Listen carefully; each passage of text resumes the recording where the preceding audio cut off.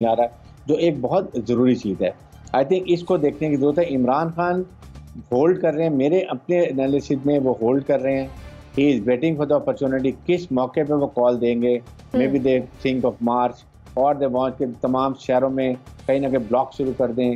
ये हो जाए जैसे पहले आपके सामने JUI करती है बदले पार्टी, ये कैन बी अफोर्डेड। हुकूमत को, इवन आई विल से कि एस्टैब्लिशमेंट को कहीं ना कहीं मुल्क की सिक्योरिटी के मामले को देखते हुए कहीं ना कहीं कोई ना कोई हल ऐसा निकालना चाहिए जो दोनों के लिए विन विन हो और आइंदा के लिए पाकिस्तान के लिए मुश्किल खत्म हो। ठीक है अंबर खान साहब की जो ये आवाम को सड़कों पर लाने की हिकमत अमली है, आपके ख्याल में जो ये इत्तेहादी हुकूमत है इसका प्रेशर ले रही है, प्रेशर लेगी, आगे इसका असर होगा? जी मैं तो समझती हूँ कि प्रेशर तो जाहिर है होगा, इसलिए क्योंकि एक तरफ आपको नजर तो आ रहा है कि जहाँ इनको मुश्किलात का सामना हो रहा है काबीना की ऐलानात करने में, और कुछ सुनने में आ रहा है कि शायद आज रात कर लें, लेकिन 2 दिन से हम यही सुन रहे हैं तो इसका इंतजार करते हैं। साथ साथ जाहिर है मैं तो यही भी समझती हूँ कि इमरान खान साहब बतौर वजीर आजम कामयाब नहीं थे, बतौर अपोजिशन लीडर ज्यादा कामयाब रहते हैं। उनको एजुटेशनल पॉलिटिक्स बहुत अच्छी आती है, मुस्बत सियासत जो है वो शायद नहीं कर पाते, तो सारे वो लोगों को उनके लोग मुतहरक भी हो गए हैं।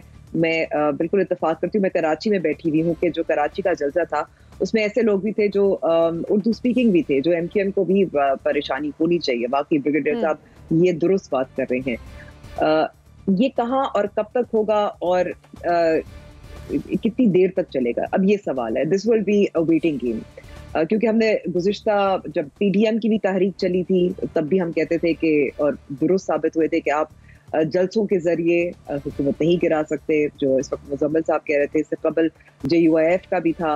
ना इमरान खान साहब खुद जब उन्होंने 126 दिन का धरना दिया था, और वो भी तब आपको याद होगा कि ताहिर कादरी के साथ मिलकर, तो वो अकेले नहीं थे, तो तब भी वो हुकूमत को गिराने में कामयाब नहीं हुए।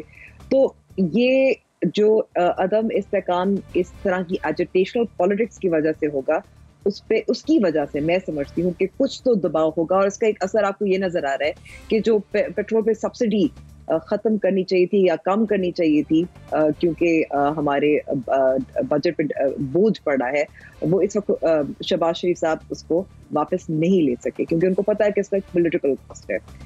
तो अगर इस तरह की अपोजिशन की वजह से मेरा ख्याल में अगर मुल्क को नुकसान होगा, मैं तो फिर सवाल उठाऊंगी कि क्या लोग ये नहीं कहेंगे कि बस बहुत हो गई, हुकूमत को कुछ देर चलने देते हैं, कितनी सड़क पे कितने एहतजाज हमने ये बहुत देख लिया है, इनको तो मौका देना चाहिए। तो ये भी सवाल बनता है कि क्या इमरान खान साहब सस्टेन कर सकेंगे, और क्या लोग बिलाखिर तंग नहीं आ जाएंगे कि बहुत ज्यादा इस साल अदम इस्तेकाम रहा है, we want some stability, want some security now. So ये देखने वाली चीजें, मैं इस पे कबल इस वक्त पेश कोई नहीं कर सकती।